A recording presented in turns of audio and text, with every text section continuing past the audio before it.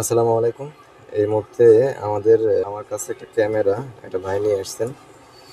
এটা হচ্ছে ক্যাননের 750D, যেটা আমরা 750D নামে মোটামুটি পপুলার একটা ক্যামেরা। তো এটার যে সমস্যা দেখতেছি সেটা হচ্ছে এই যে এরকম একটা লেখা আসে।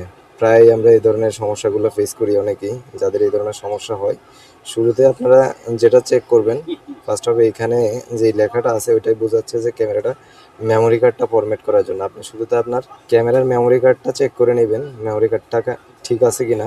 এরপরে যদি মেমোরি কার্ডটা ঠিক থাকে তাহলে হচ্ছে যে আপনি যেটা করণীয় সেটা হচ্ছে যে কোনো সার্ভিস সেন্টারে গিয়ে যোগাযোগ করতে হবে। তো ভাই আমাদের কাছে আসছেন, ওনার বাড়ি হচ্ছে চাঁদপুর থেকে আমার কাছে চলে আসছে। তো আমি যেটা চেক করলাম টাই হচ্ছে যে মেমোরি কার্ডটা ঠিক আছে, একেবারে নিউ কন্ডিশন একটা মেমোরি কার্ড। তার মানে এটাই ক্যামেরা স্লট, যেটা কার্ড বক্স ক্যামেরার মেমোরি কার্ডটা যেখানে লাগে ওই স্লটটাই সমস্যা হতে পারে। আপনারা দেখতে থাকুন, আমি ক্যামেরাটা কমপ্লিট করার চেষ্টা করি। তো এই ক্যামেরাটা যে সমস্যা, মেমোরি কার্ডটা পাইতো না, এটা আমরা খোলার পরে যেটা দেখতেছি সেটা হচ্ছে এই যে মেমোরি স্লটের যে পিনটা এটা ভেঙে গেছে। এগুলা সাধারণত এই ধরনের সিপ যদি আপনি ইউজ করে থাকেন তাইলে বেশিরভাগই এই ধরনের সিপগুলোর জন্য হয়ে থাকে। এজন্য ক্যামেরার অরিজিনাল কার্ড ইউজ করতে হবে। এটা চেঞ্জ করার পূর্বে আমি অবশ্যই বাইকে সাজেস্ট করব সবসময় ক্যামেরার অরিজিনাল মেমোরি কার্ডটা ব্যবহার করার জন্য। আমরা এখন এই স্লটটা অবশ্যই চেঞ্জ করে দিচ্ছি, তাহলে